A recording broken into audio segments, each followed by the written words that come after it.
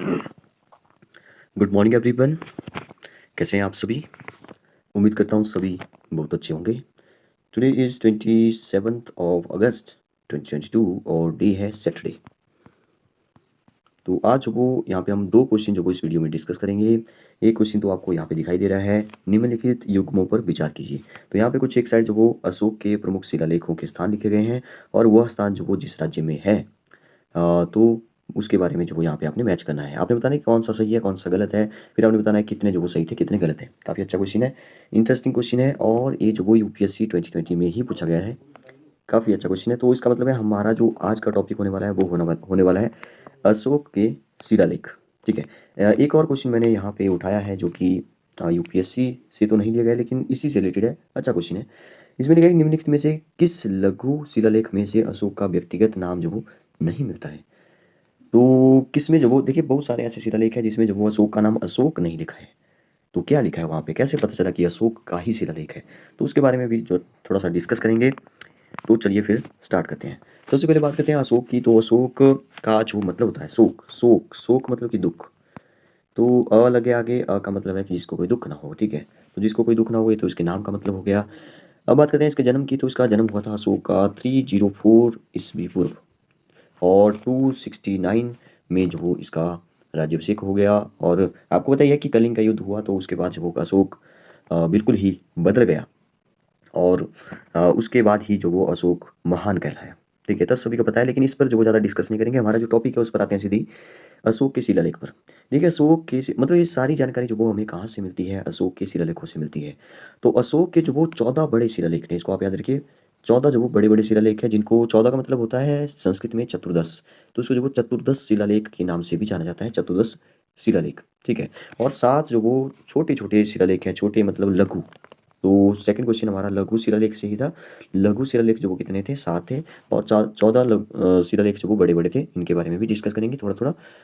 और ये जो हमारा फर्स्ट क्वेश्चन है, ये क्वेश्चन है हमारा 14 शिलालेखों में से। ठीक है, कि जो 14 शिलालेख थे तो धौली जो वो कहाँ पे है। तो ये जो वो आजकल की बात हो रही है, आजकल के जो जैसे उड़ीसा है, आंध्र प्रदेश, मध्य प्रदेश, कर्नाटक है, तो ये जगह जो वो आज कहाँ पे है उसकी बात हो रही है। ये जो वो कहाँ कहाँ मिले हैं। ठीक है, अशोक के शिलालेख 14 बड़े शिलालेखों में से जो वो यहाँ पे 4 जो वो दिए गए हैं। इसका मतलब यूपीएससी ने पूछा है तो आपको काफ़ी डीपली जो वो सभी शिलालेखों के बारे में पता होना चाहिए। ठीक है। और सेकंड क्वेश्चन क्योंकि यूपीएससी का नहीं है तो इसमें जो वो आपको कुछ फैक्ट्स पता होने चाहिए कि कौन से शिलालेखों में इसमें। अच्छा, इसमें ये पता होना चाहिए था कि किस किस शिलालेखों में जो वो अशोक का नाम नहीं है और किस किस में अशोक का नाम डायरेक्ट लिखा हुआ है। ठीक है।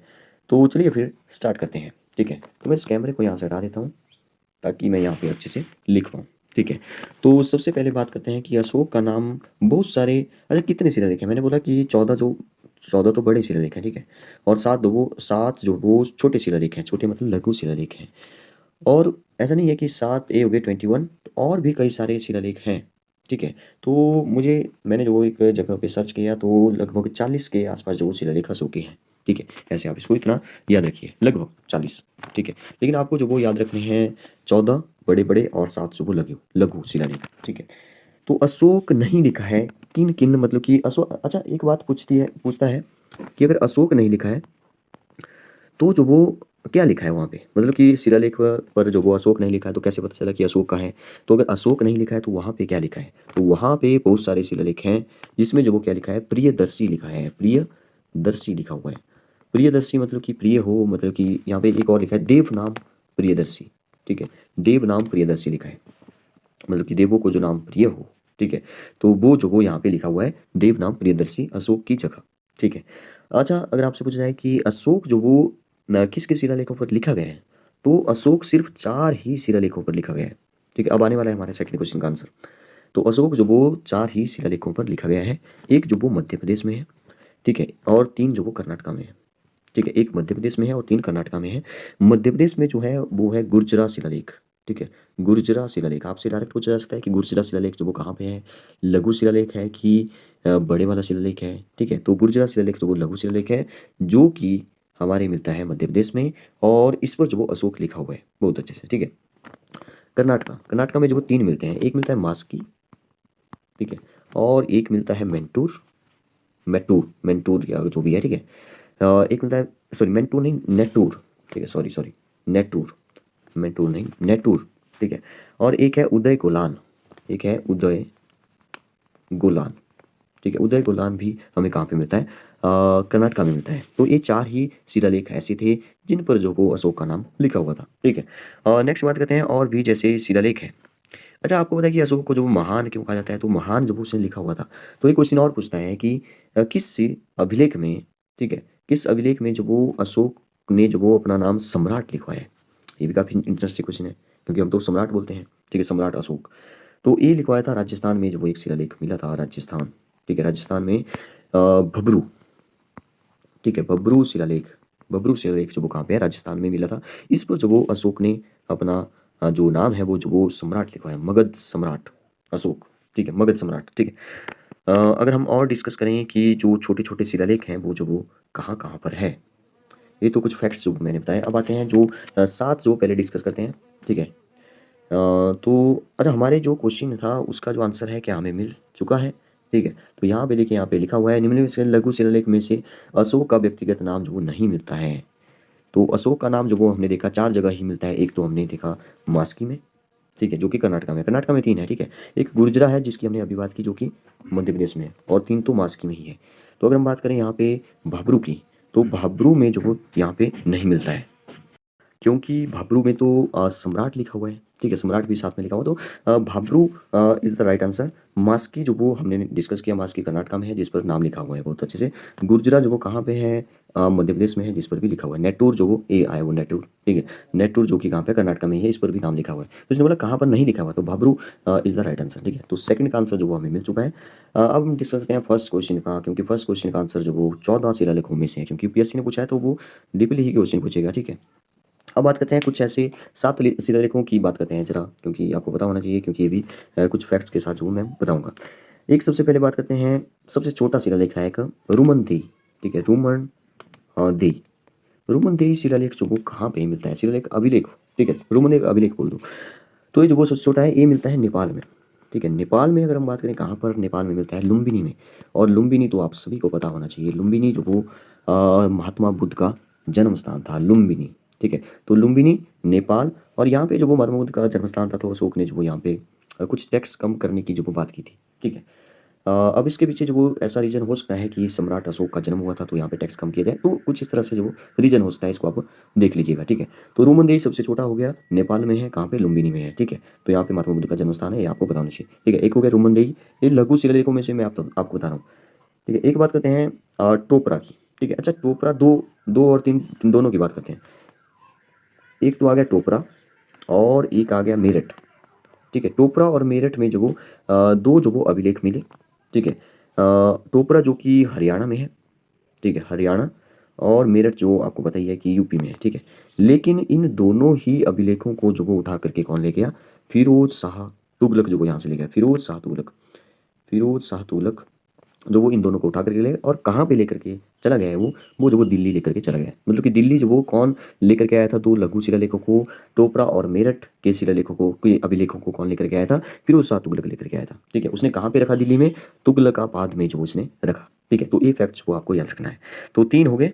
चौथे की बात करते हैं कोसंबी, ये भी काफ़ी इंपॉर्टेंट है, कोसंबी शिलालेख, ठीक है। अगर मैं स्पेलिंग सॉरी शब्द जो वो अच्छे से नहीं लिख रहा हूँ तो कोई प्रॉब्लम नहीं है, आप जो आपको जो वो अच्छे से मिल जाएगा, नेट पर आप सर्च कर सकते हैं, लेकिन आप जो वो सिर्फ याद रखिए, आपको जो चीज़ें याद हो जाएगी अगर आप सिर्फ सुनेंगे। कौशाम्बी शिलालेख अभिलेख, ठीक है, ये है हमारे यूपी में, उत्तर प्रदेश में, ठीक है।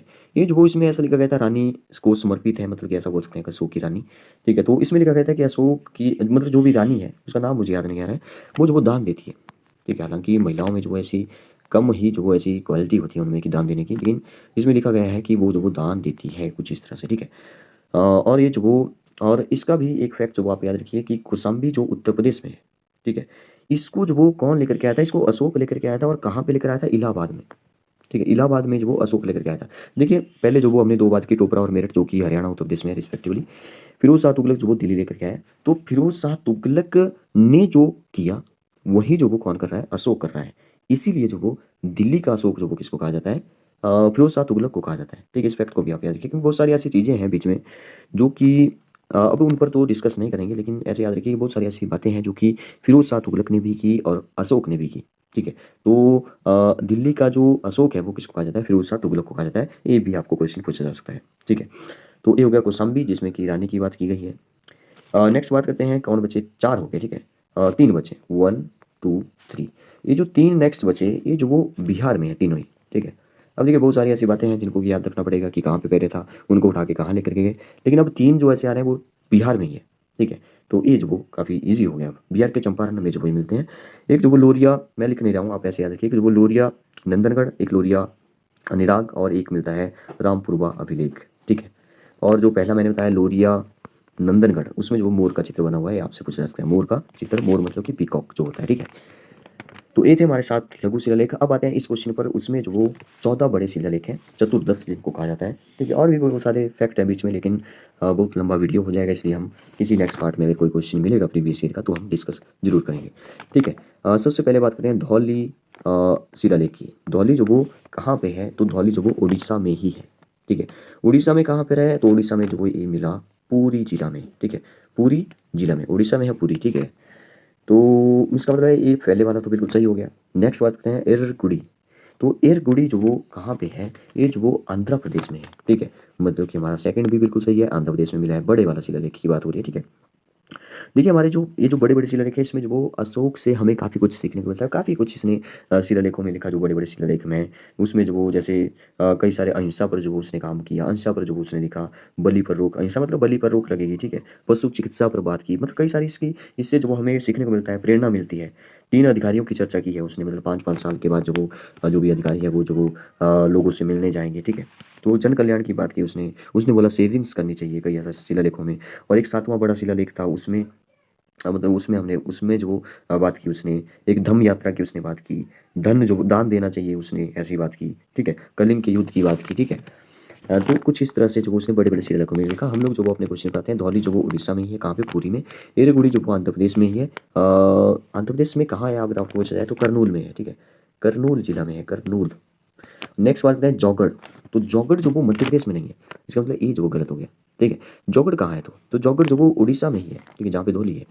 तो उड़ीसा, अच्छा जिला जो वो अलग है, ये पूरी जिला में था धौली, लेकिन जौगढ़ जो वो उड़ीसा में तो है, लेकिन ये गंजाम जिला में है, ठीक है, गंजाम जिला में है। इसका मतलब जौगढ़ जो वो सही आंसर नहीं होगा, मतलब कि 2 जो वो हमें मिल गए, क्योंकि इसने पूछा कैसे, पूछा है कि कौन सा सही है, कितने सही है, एक सही है कि 2 सही है, तो 2 तो सही हो गए, ठीक है। तो एक जो वो हमारा एलिमिनेट हो गया, एक जहाँ पे युग्म सही दिखा है।